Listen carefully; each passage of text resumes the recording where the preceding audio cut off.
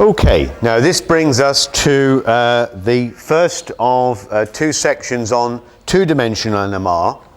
And in a way, all of the things that we've done so far have been a preparation for being able to understand how these very important two-dimensional experiments work. So we'll use the product operator method extensively and all the ideas that come from that.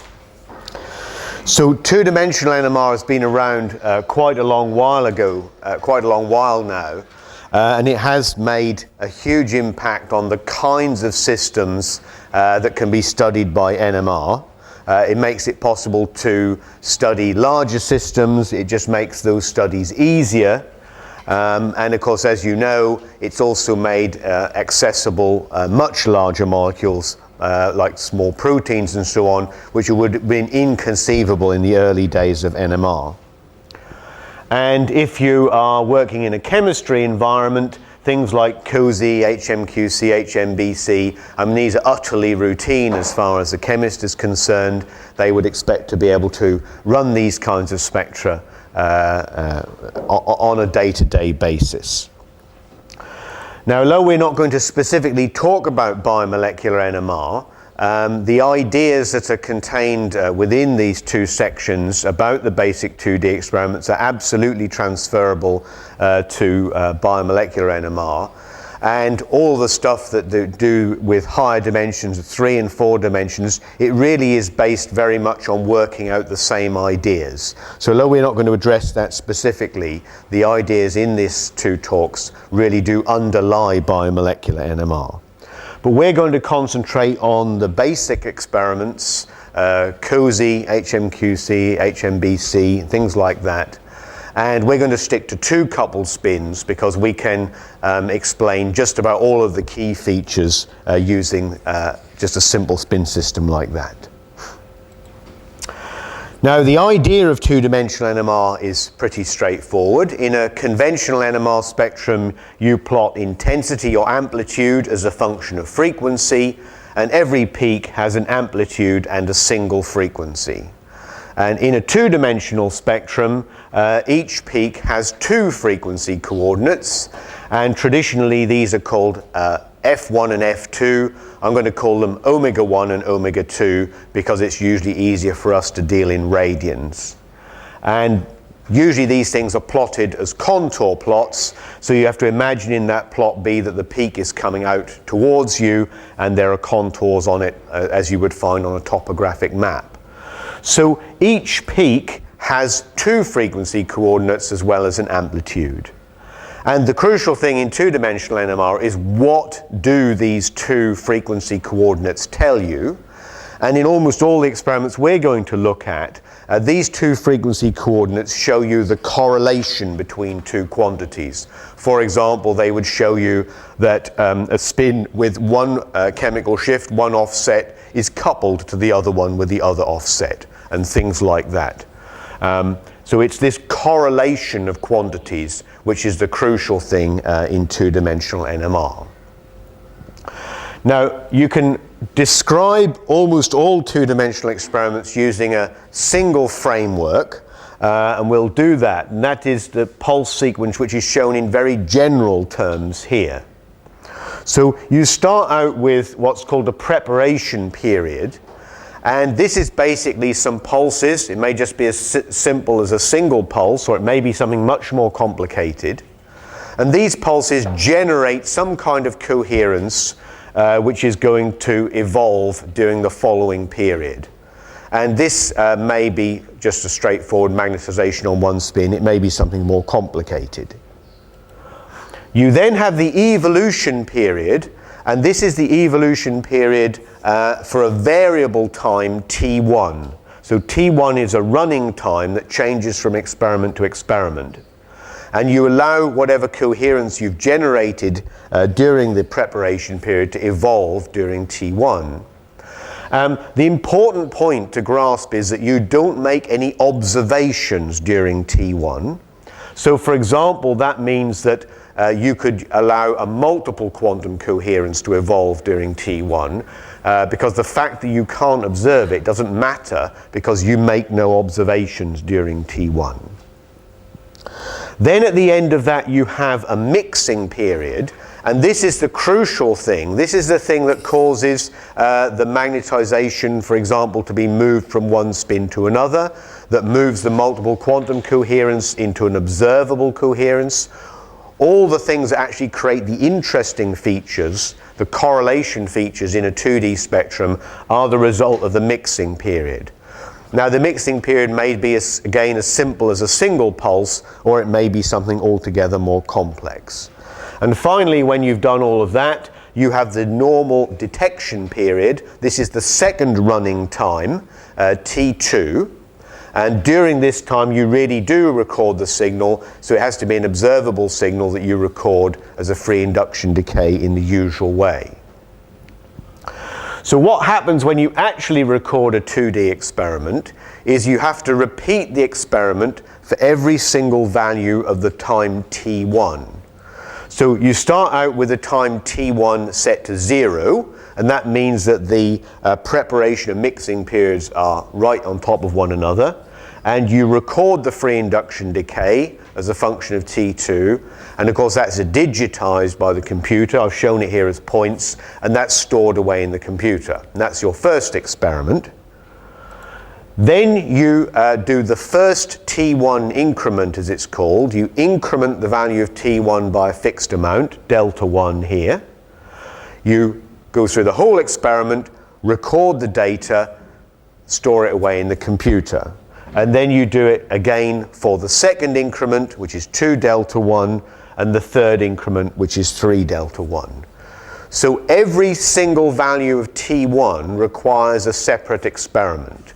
And this is why recording two-dimensional spectra can become quite a lengthy process.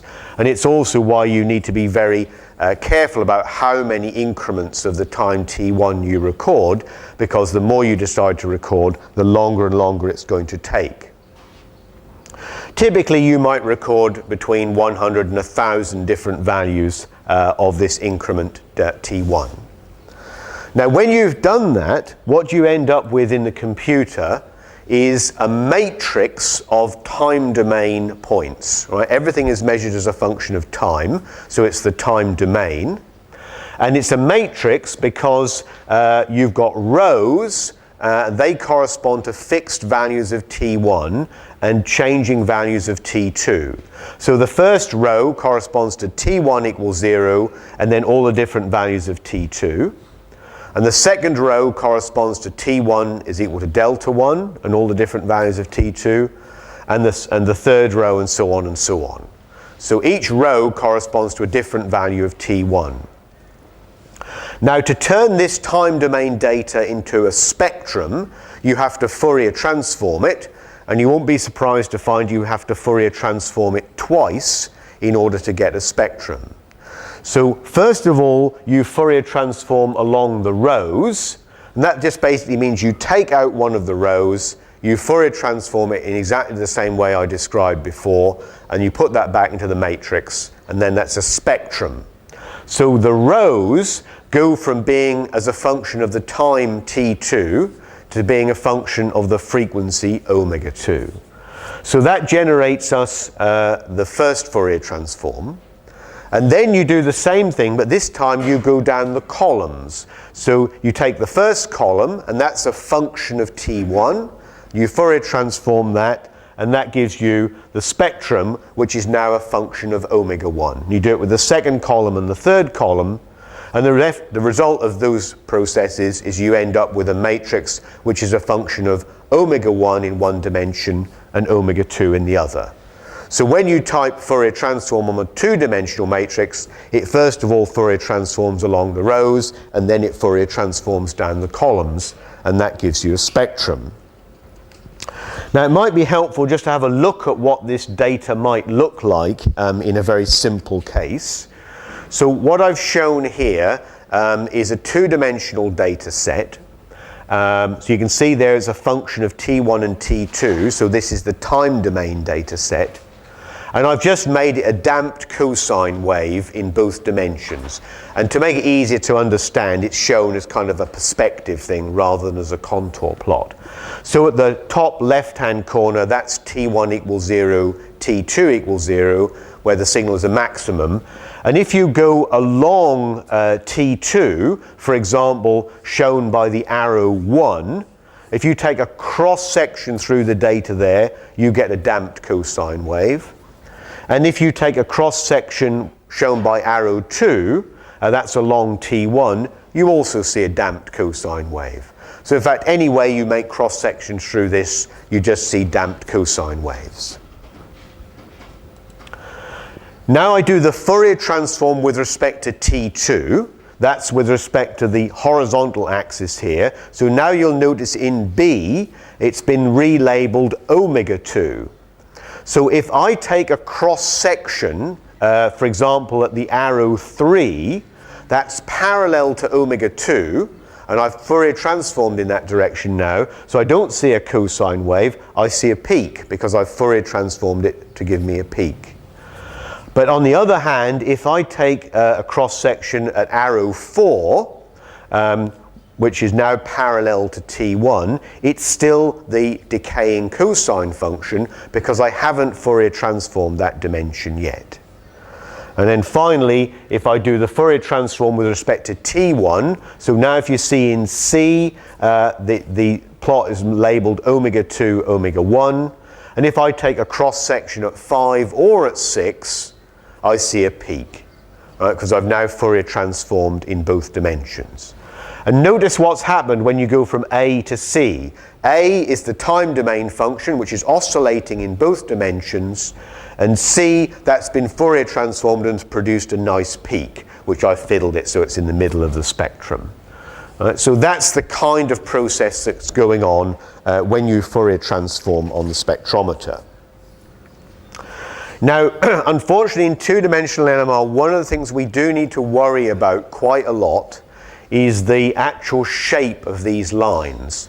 Now, you remember in one-dimensional NMR, we said when we Fourier transform something, you get an absorption mode in the real part and a dispersion mode in the imaginary part. Or at least if you don't get that, you can adjust the phase in order to get that absorption mode, which is the desirable line shape. In two-dimensional NMR, it's a little bit more complicated than this, so we just need to be a bit cautious about this. So in one dimension, I said, well, if you had a complex decaying function, e to the I omega t, if you Fourier transformed that, you got the absorption mode A, and then in the imaginary part, you got the dispersion mode D. Now, in a two-dimensional NMR, the function that you get is a bit more complicated. So in the square bracket on the left, you've got the modulation as a function of the time t1. And then in the square bracket on the right, you've got the modulation as a function of the time t2. Now, the one on the right is exactly the same as the one we've already had. The one on the left is not exponential. I've actually put it in as a cosine. And in fact, typically in two-dimensional NMR, you get this cosine or sine modulation rather than modulation as the form of an exponential. We'll see that when we actually do a calculation on a two-dimensional experiment. Now, we've still got to Fourier transform with respect to both dimensions and see what we get. So let's do that. So here's the time domain function. And then we Fourier transform it along T2, and what you'll get here is this term here, this A plus ID. That's exactly the same thing that we had before. And these are the absorption and dispersion Lorentzians along the omega 2 dimension. So that's done the Fourier transform one way, and now we need to Fourier transform this bit. And to Fourier transform the function of T1, we need to use a slightly different variant on the Fourier transform, and it's called the cosine Fourier transform, and that's not surprising because it's adapted to transforming things which are functions like cosine rather than these complex functions. But the difference of this is it doesn't give you an absorption and a dispersion, it just gives you the absorption mode. So when you Fourier transform with respect to the T1, you just get this absorption term here, and then when you multiply all of this out, you'll see in the real part you get A1, A2. That's an absorption mode in the omega 1 dimension and an absorption mode in the omega 2 dimension. So we call that the double absorption line shape. And in the imaginary part you get a mixed line shape, which we certainly don't want. So it's the same story. You would manipulate things so that you get the required double absorption line shape. And the double absorption line shape looks like this. It's called double absorption because if you take a cross section parallel to either axis, you get the absorption mode line shape. So this is the basic desirable line shape that you'll get in two-dimensional NMR. Now when we do our calculations, unfortunately we will discover that sometimes, rather than the modulation being cosine as a function of T1, it will be sine as a function of T1, and that's what we show here. And in order to deal with this, you need to use a sine Fourier transform. Again, it's just another variant of the Fourier transform, and that will give you the absorption mode signal. And if you work through the same algebra, you'll find in the real part you'll get this double absorption line shape. Now the technicalities of this we don't need to worry about too much, but you just need to be aware that the way you process the two-dimensional spectrum is a little more complicated. You have to decide what kind of transform you're going to do in order to get the line shape that you want. Whereas in a one-dimensional one simply does the normal Fourier transform and then phases the spectrum. There's a little bit of added complexity here in the two-dimensional case. So, setting all that to one side, let's have a look at our first two-dimensional experiment, and we're going to look at the two-dimensional COSY experiment. It's the original 2D experiment, and it's typically done on proton as the typical nucleus. And this is used by chemists all the time, and typically what they'll do is get some kind of plot like this. Both dimensions contain the normal proton spectrum, so if you look along either omega 1 or omega 2, you see the usual proton spectrum. And this spectrum has two features. It has diagonal peaks, which are shown here in grey, and these have the same frequency coordinates in each dimension. So the one on the top right has the shift of A in one dimension and the shift of A in the other dimension. And they're not particularly interesting. What are interesting are these things such as the cross peaks, and they're shown in blue. And for example, the cross peak indicated there just between A and B, this one here, this has got the shift of A in one dimension and the shift of B in the other dimension. And because of the way this experiment works, that means that A must be coupled to B. So just by looking at this spectrum, you can trace out which spins are coupled to which. And you will spot that A is coupled to B, and B is coupled to D, and C is coupled to E. But for example, there's no coupling between A and D.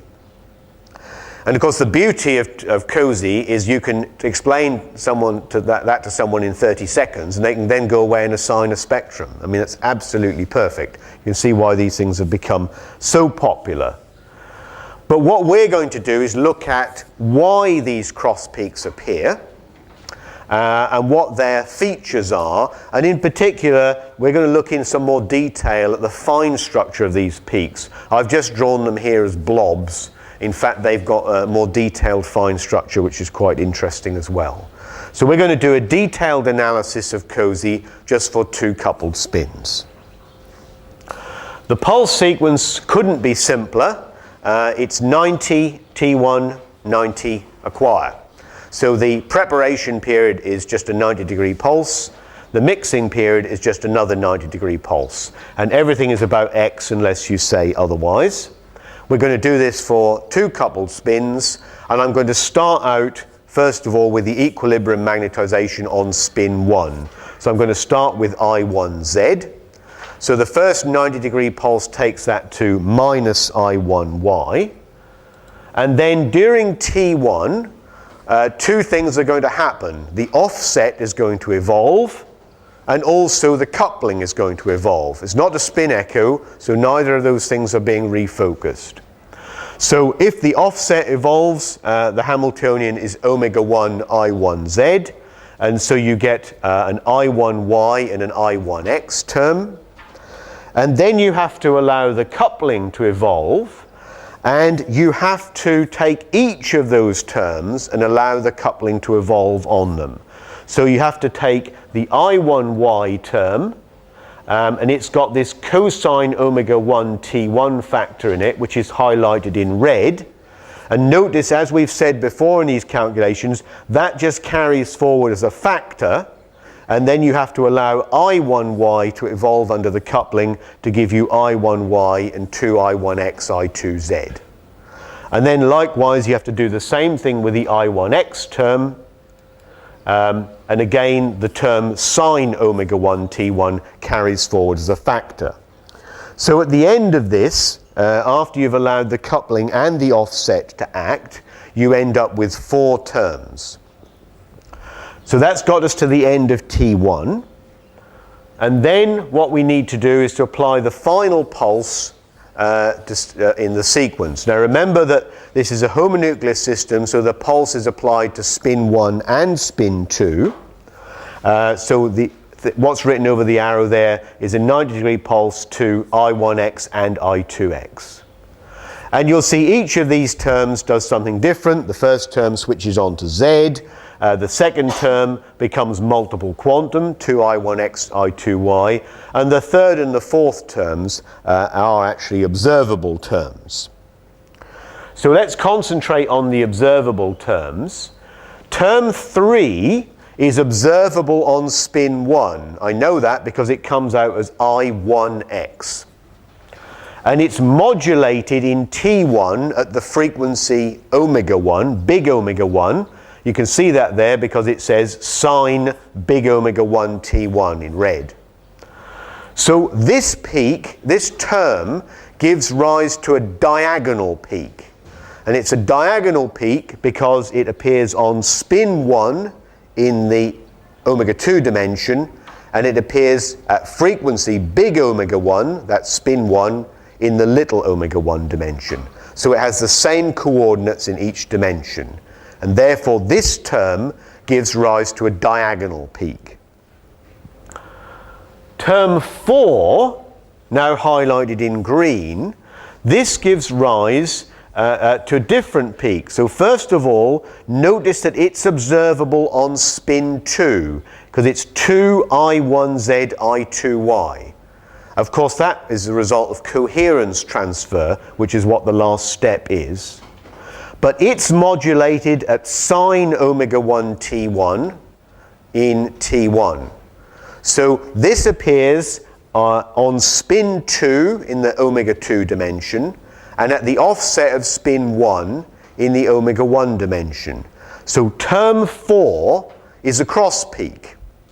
Right? So term 3, which results from no coherence transfer, is a diagonal peak.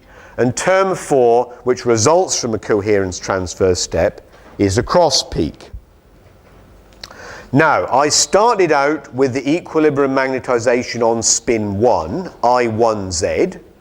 So what you now need to do is go back to the and redo the calculation, starting out with the equilibrium magnetization on spin 2, which is I2Z.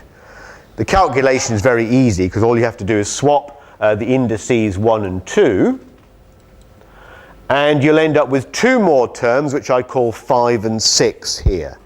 And if you look at these, you can see that term 5 is observable on spin 2, so it says I2X, and it's modulated at the frequency of spin 2 in the other dimension. It goes as sine omega 2 T1. So that's a diagonal peak at the coordinates of spin 2 in each dimension. And term 6, that's a cross peak. It's observable on spin 1 because it's 2I1y, I2z. And it's modulated at the frequency of spin 2 in the other dimension. It goes as sine big omega 2. So that's a cross peak.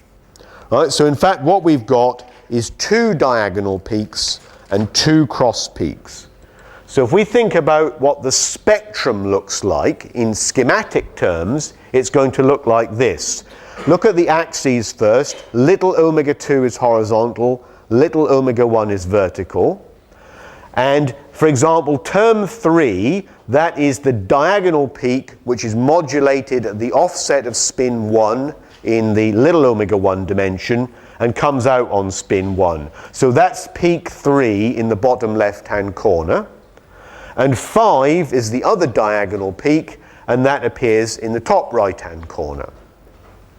Then you've got the 2 cross peaks, terms 4 and 6. So 4 is modulated at big omega 1 and comes out on spin 2. So that's on the bottom right hand corner of the spectrum, and so on. So what we predict for this COSY spectrum is 2 diagonal peaks, which are just at the same shifts in both dimensions, and 2 cross peaks which fill in these square related dimensions. But I emphasize here that I'm still drawing these cross and diagonal peaks as blobs. I'm not actually showing the fine structure, which we'll come to in a moment. And of course, if the J coupling was 0, then these antiphase terms wouldn't be created, and there'd be no coherence transfer, and the coupling and the cross peaks would disappear. You can see that because if you look at the cross peak terms, they go as sine pi jt. If j is 0, that sine term is 0, and those cross peaks will disappear. So you only see a cross peak if there's a coupling. So that's the whole utility of this COSY experiment. Now, we want to now look in more detail at the fine structure of these cross peaks, because when you say cross peak and a diagonal peak, they're actually multiplets. They're 2-dimensional multiplets. So you really ought to say cross peak multiplet and diagonal peak multiplet. But life is too short to keep saying that, so I'm just going to say cross peak and diagonal peak, and you can insert the multiplet yourselves. Now this gets a little bit complicated, and in the book it's done in 2 ways. One is all written out in great detail about exactly how you can get to the answer, and then having done that, it shows you how to get to the answer in 1 step. And I'm in favor of the latter, and that's what I'm going to show you now. So this is how you do it quickly. So let's concentrate on the cross peak term first. So it comes out on spin 2, 2I1z, I2y, and it's modulated at big omega 1 in the little t1 dimension. So this is the cross peak between spin 1 and spin 2. Now we already know that 2I1z, I2y will give me an antiphase doublet in the omega 2 dimension. So we know in the omega 2 dimension we're going to get an antiphase doublet on spin 2. We can just read that off the paper. But what we need to do is to work out what's going to happen in omega 1, in the t1 dimension. Now you'll notice there that you've got a product of a sine with another sine, and they're both functions of little t1. And in order to work out what the spectrum is, you've basically got to collapse that to a single trig function. And this is where one of these very useful trig identities come in. Sine A times sine B, as I'm sure you've been taught in the past, is a half of cos A minus B minus cos A plus B. And if you apply that to the term in red, you'll see that that modulation can be expressed as cos omega 1 plus pi j times t1 minus cos omega 1 minus pi j t1. Now what does this tell us? Well, it implies that there is a positive peak at big omega 1 plus pi j, and it implies that there is a negative peak at big omega 1 minus pi j. In other words, there is an antiphase doublet on spin 1, right? Because the two lines of the spin 1 doublet would be at omega 1 plus or minus pi j. One is positive, look, one is negative. So it's like this in the omega 1 dimension. So in summary, what we've got here is in the observed dimension, in little omega 2, it's an antiphase doublet on spin 2. And in the indirect dimension, it's also an antiphase doublet, but on spin 1. So what does the cross-peak multiplet actually look like? And you can get that using this kind of geometric construction. So first of all, look at the top. The horizontal axis is omega 2, and what I've drawn there is an antiphase doublet on spin 2. Look at the labelings. They're at omega 2 plus or minus pi j, because we said it was going to be an antiphase doublet on spin 2. Now look at the vertical axis, which is little omega 1. I've drawn an antiphase doublet, and that's on spin 1. You can see that because it says omega 1 plus or minus pi j. And to work out what the 2D multiplet looks like, all you need to do is multiply these together. And I mean literally you multiply them together. And what you would get would be something like that. So think about the top right-hand corner. That's where the two positive lines intersect, and that gives you a positive peak, which I show in blue. Think about the bottom left-hand corner. That's where the two negative peaks intersect. Two negatives gives you a positive, so that's shown in positive. And then the other two positions, it's a positive peak intersecting with a negative peak. And so you see them in black, which is what I show for negative. So the cross-peak multiplet, if you look at it in detail, is not just some featureless blob. It consists of 4 peaks, and they're arranged in a little square like this, and it has a special name. It's called an antiphase square array, for obvious reasons, and this one is centered at big omega 1, big omega 2. So the cross peak is this little antiphase square array of peaks, 2 positive and 2 negative, centered at the shifts of the 2 spins. And this construction method of multiplying together what you get in the 2 dimensions works perfectly. You don't need to worry about that. So this is the cross peak. Now let's have a look at the diagonal peak. So here's the diagonal peak term. It's I1x, so it comes out on spin 1. And it's sine omega 1, so it comes out on spin 1 in the other dimension. So this is a diagonal peak term. Now we know what I1x is. It gives me an in-phase doublet on spin 1. So that's what we're going to get in the little omega 2 dimension. And again, we're going to do the same thing. We're going to expand this cosine times sine using one of these trig identities. And it gives you sine omega 1 plus pi j t1 plus sine omega 1 minus pi j t1.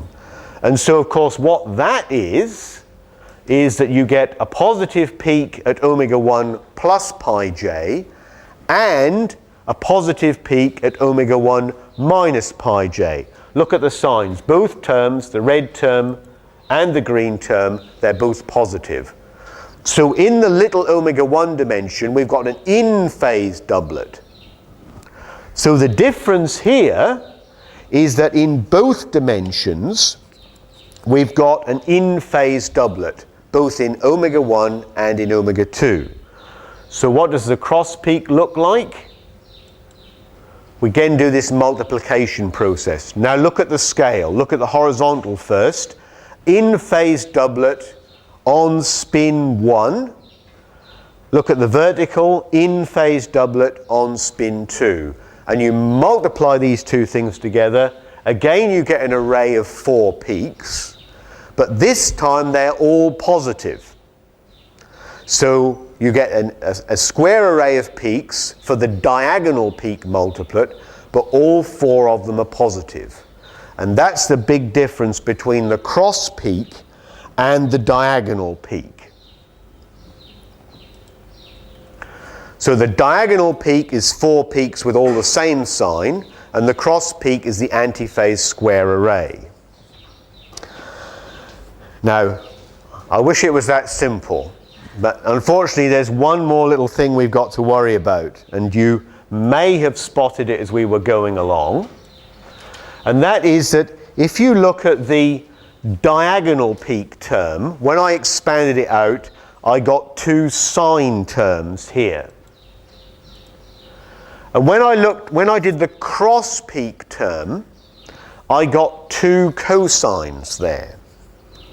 And so there's a big difference between these. The diagonal peak term is sine modulated, and notice it appears along x. The cross peak is cosine modulated, and it appears along y. So these 2 signals are coming out 90 degrees apart. One is along x and one is along y.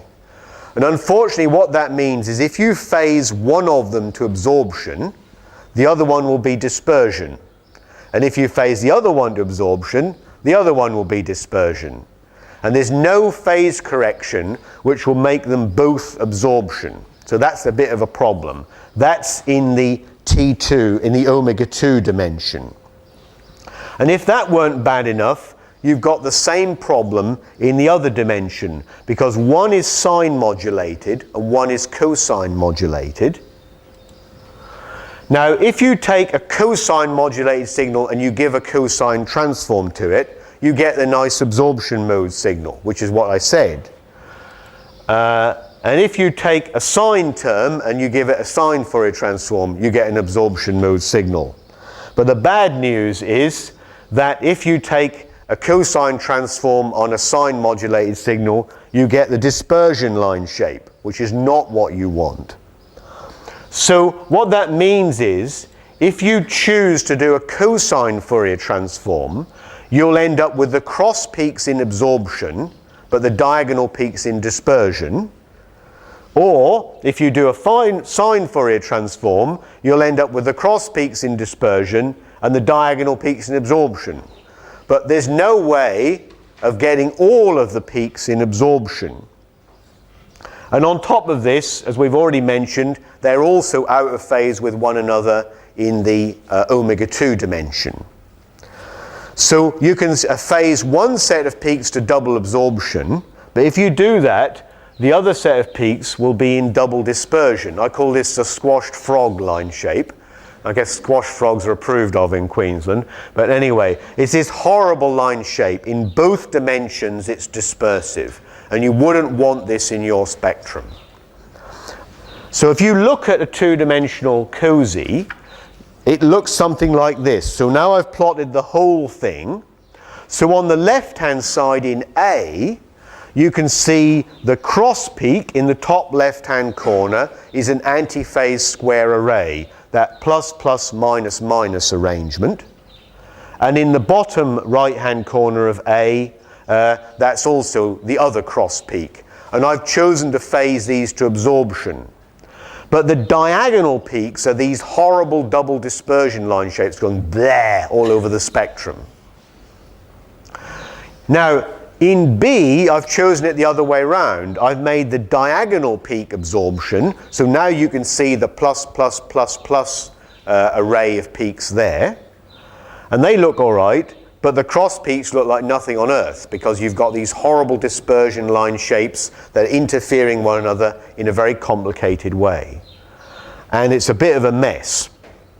Now, I'll tell you in a moment how we can actually sort this problem out very easily by modifying the experiment. But before we do that, we will just have a look at this issue about how small a coupling can you detect. So I mentioned that if the coupling was 0, there's no cross peaks. So that's fine. What happens if the coupling is 0.1 Hertz? Is there a cross peak? Or does it have to be 0.2 Hertz or 0.3 Hertz? In other words, what is the smallest coupling that you can detect? Well, one way of looking at this is shown here. So if you look at the spectra A, this is an antiphase doublet. I'm just plotting it in one dimension. So this would be a cross-section through your cross peak. And all I've done is I've gone from left to right is I keep on halving the coupling. And what happens, because the lines have a finite width, eventually the lines start to overlap. And when they start to overlap, they start to cancel one another. So what happens as the coupling gets smaller is actually that the cross peak gets smaller and smaller and smaller because of cancellation effects. Now that wouldn't be a problem if you had infinite signal to noise ratio, because you'd still be able to see that very small cross peak.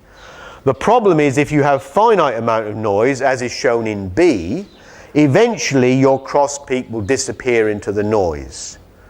So what limits the peak that you can, the smallest coupling you can determine in a COSY spectrum is the signal to noise ratio and the line width. So the poorer the signal to noise ratio, the larger the coupling has to be before it comes out of the noise. And the narrower the line width, the less of this cancellation you get. So in practice, whether or not you can see a cross peak from a small coupling is a rather subtle matter to do with the signal to noise ratio and the line width. Now COSY is a fantastically useful technique just in its own right, but as we've spotted there are some difficulties with it, in particular this business about the cross and diagonal peaks and their very different behavior.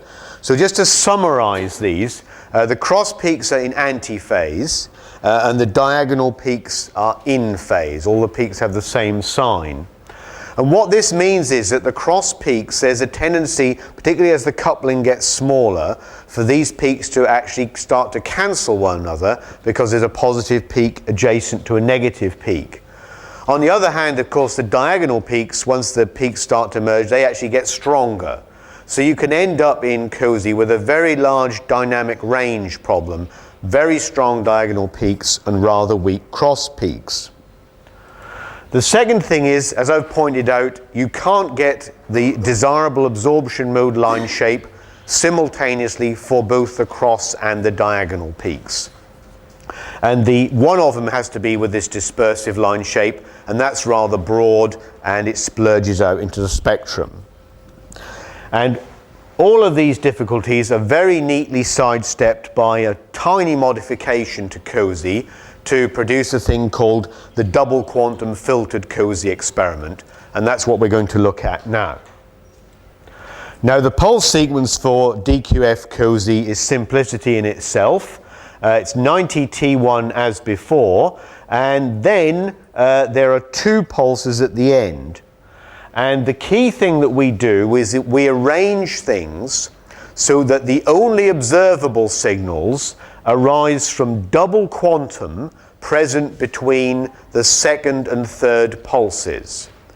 Now, the way we do that is to use a coherence selection method, which will be the subject of a future talk, but just for the moment, accept that that can be done. So the key thing here is that when we do the calculation, when we get to beyond the second pulse, we will throw away all the terms which are not double quantum. And then the second pulse turns the double quantum back into observable signals. The third pulse turns the double quantum back into observable signals, and you observe those as a function of T2. So let's do an analysis of that again for a two-spin system as we did before. And in fact, we've more or less done it because we've already done 90 T1 90. And one of the terms that we come up with was the one that I labeled 2, and I said that that wasn't interesting in ordinary COSY because it's unobservable. But this term here, the one in 2 I1x I2y, that is the double quantum, the term that contains the double quantum. So actually this time, this is the term that we want to retain. But as you've seen, 2i1x, i2y is not pure double quantum. It's actually a mixture of double and zero quantum. So we need to extract out the pure double quantum part. And we did this when we looked at product operators. I explained to you that you could rewrite these things in terms of pure double and zero quantum operators. So in fact, 2i1x, i2y is dqy minus zqy using the notation that we had before. So if you just select the double quantum part, it's actually dqy, and dqy is 2i1x, i2y plus 2i1y, i2x. So if you just accept that you can just extract the double quantum part, then the double quantum part of this term 2 is the one shown at the bottom of the slide there. And so from now on, we'll just deal with that term. So now you have to have the third pulse, and the third pulse makes this double quantum term observable. So there it is, it becomes 2i1x, i2z, and 2i1z, i2x. So it generates an observable signal on spin 1 and also an observable signal on spin 2. And if you look at this, this has lots and lots of desirable properties. The first term, the 2i1x, i2z, it's observable on spin 1, and it comes out at the offset of spin 1 in the T1 dimension. So it's modulated at big omega 1. So this term is the diagonal peak. And then the other term, the 2i1z, i2x, that comes out on spin 2 in the little omega 2 dimension, and it's also modulated at big omega 1 in the other dimension. So this is the cross peak. So what we've got there is those two terms represent the cross and the diagonal peak.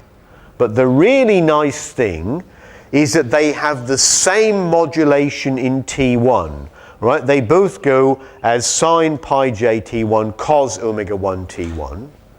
And they are both antiphase in the direct dimension. They're both xz or zx terms. And they all appear along x. So all of those problems that we had with COSY have all just gone away. The cross and diagonal peaks will have the same line shape. They'll both be antiphase in both dimensions, and they can all be phase to absorption. So just to rub that point home, if you look at the T1 modulation, it's like this for both the cross and the diagonal peaks. And if you expand that using the trig identities, you discover that it's an antiphase doublet on spin 1, because there's one term at omega 1 plus pi j and then a negative term at omega 1 minus pi j. So both the diagonal and the cross peaks are antiphase in this dimension. And as I mentioned, they're both antiphase in the other dimension as well. So double quantum filtered COSY has both the cross and the diagonal peaks in antiphase, so you get a much better balance of intensity between the cross and the diagonal peaks because they're both subject to cancellation. You can phase both of them to double absorption because they have the same modulation and they appear along the same axis. And actually there's a nice side product of this, is that if you've got some uncoupled spins in your sample, for example a strong solvent, that can't generate double quantum. You need a coupling to generate double quantum. So strong singlets are actually suppressed in the spectrum, which is rather desirable. So I would say that this is really the method of choice for running simple correlation spectra. And this diagram here kind of shows you what a big change it can get. On the left, you've got an ordinary COSY. You can see this very strong diagonal with this horrible dispersion line shape, and that very strong peak, which is an uncoupled singlet at the bottom left. Whereas if you look on the right, it's done in the double quantum mode. has a much better balance of intensity between the cross and the diagonal peak. All the peaks are nicely in double absorption, and that very strong peak has more or less been suppressed. So double quantum filtered COSY, I would say, would be the method of choice for this kind of thing. But now we can understand, using the product operator analysis, why there is this big difference between COSY and DQF COSY. Now I want to finish up by describing one other experiment which utilizes a special feature available to two-dimensional spectroscopy, and that is double quantum spectroscopy.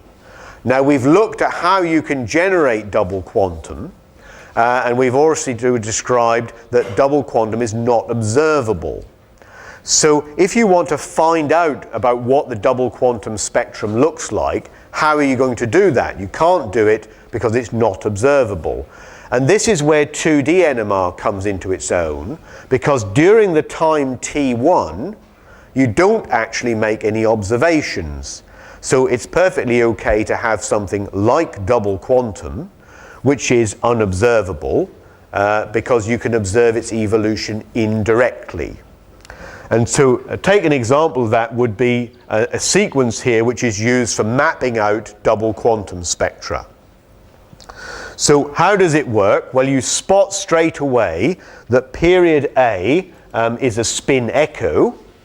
So the offset will be refocused, but the coupling is not refocused.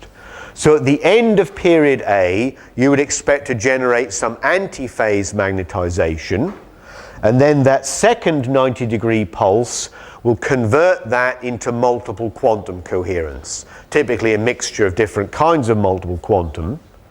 And then this will evolve for a time t1. So what's evolving during t1 is an unobservable multiple quantum, but that doesn't matter because we're not observing anything during t1.